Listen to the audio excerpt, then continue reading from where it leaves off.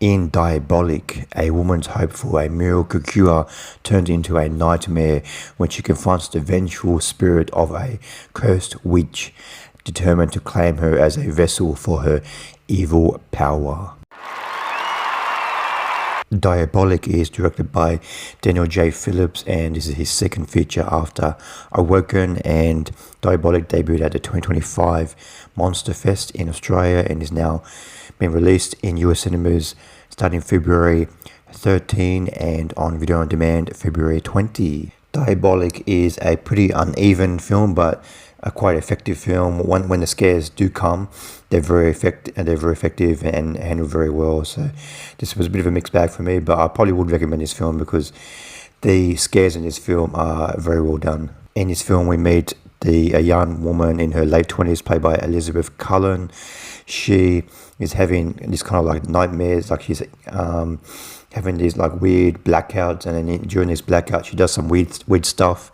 So she needs to find some kind of cure for this. She's seeing a therapist at the moment, but in her past she comes from a Mormon family, and her Mormon family kicked her out of the commune because she was in a lesbian relationship with another woman, and before she was kicked out, she was in some kind of ritual where she was put into this like big pool of water, and then some kind of like spirit is taken out of her, but then once she leaves the Mormon community and enters into a normal life, she completely forgets about her past. So she can't remember what happened to her when she was a teenager before she left the Mormon church. So she really wants to find a cure for her blackouts, and also kind of relive the past and see what kind of stuff was happening in her past. So she finds out that she gets a contact info for this Mormon pastor who can help her with her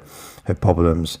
So she takes her boyfriend, played by John Harlan Kim, and her best friend, played by Mia Chalice, to this pastor, and they go camping in this kind of like house where Elizabeth Cullen used to live, and it kind of brings back memories for her, like start memories as the film goes on. Her memories start to come back to her of her life in the Mormon church. And so they go camping near this area where she used to live with her boyfriend and best friend. And during this kind of like religious ceremony with Elizabeth Cullen and her boyfriend and this Mormon pastor and his like weird mother, because it's kind of like this subplot throughout the film of this Mormon pastor and his mother, and it's all like this. It's concerning with the history, and that's another story. That was kind of like another story out of a different film. And so they have this kind of like religious ceremony where Elizabeth Cullen and her boyfriend drink this kind of like very strange medicine, and they have this really hallucinatory effect on them. And during this ceremony, Elizabeth Cullen has this like black spirit taken out of her mouth, and they throw her onto the ground. And then there's a very creepy scene where this like black spirit turns into this like kind of beast, and it's very, very effective. And I said before, this film is a little bit uneven. The scares in this film come in the beginning of the film and then the end of the film. And it's in the middle section of the film, not really much happens.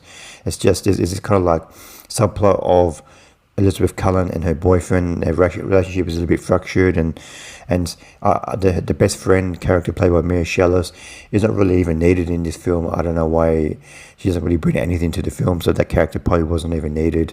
And there's another whole subplot of her boyfriend and that best friend having some kind of a secret relationship, and it's just her boyfriend and best friend are not really nice people, and I didn't really see the characters being very useful for the film. But there are when the scares do come in this film, they're very effective. There's a lot of moments in this film where one of the characters is in a very dark place, and then suddenly you see a bit of light, and then standing behind them is like a demon. You only see the face, and the face is very scary, and you only see that for like a split second, and that combined with the sound effects and the music score really combined to make some really effective moments. And in the final 10 minutes of the film, Elizabeth Cullen, she turns into this kind of like really big demon, And it's very effective, and I really like how well that was done.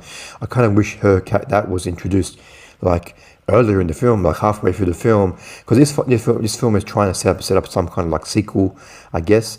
And I kind of wish that her Elizabeth Cullen turning into this kind of like demon was kind of like halfway through the film, and then she's kind of like wreaking havoc on everybody instead of being introduced in the final 10 minutes of the film, and then she goes crazy on her boyfriend and friend, and then the final stage of the film is her having her own like Mormon church. I kind of wished that was halfway through the film, and then she kind of like wreaked havoc on everyone, because that was really well done, like the practical effects and the makeup and everything, and how Elizabeth Cullen she really goes wild for the role. So yeah, I kind of wish it just wasn't the final 10 minutes of the film. I give Diabolic 3 stars out of 5. I do recommend this film, even though I had some issues with the pacing and the lack of scares in the middle section of the film, and the kind of like stupid characters of her boyfriend and best friend. But this is, when the scares do come, then it's a very effective film, and it really does come to a very nice conclusion, where Elizabeth Cullen, she gets to turn into like a really scary demon. So I do recommend this film, even though it is a bit uneven. Thanks for watching. What do you think of Diabolic? Please comment below what you thought of the film. See you next time. Bye.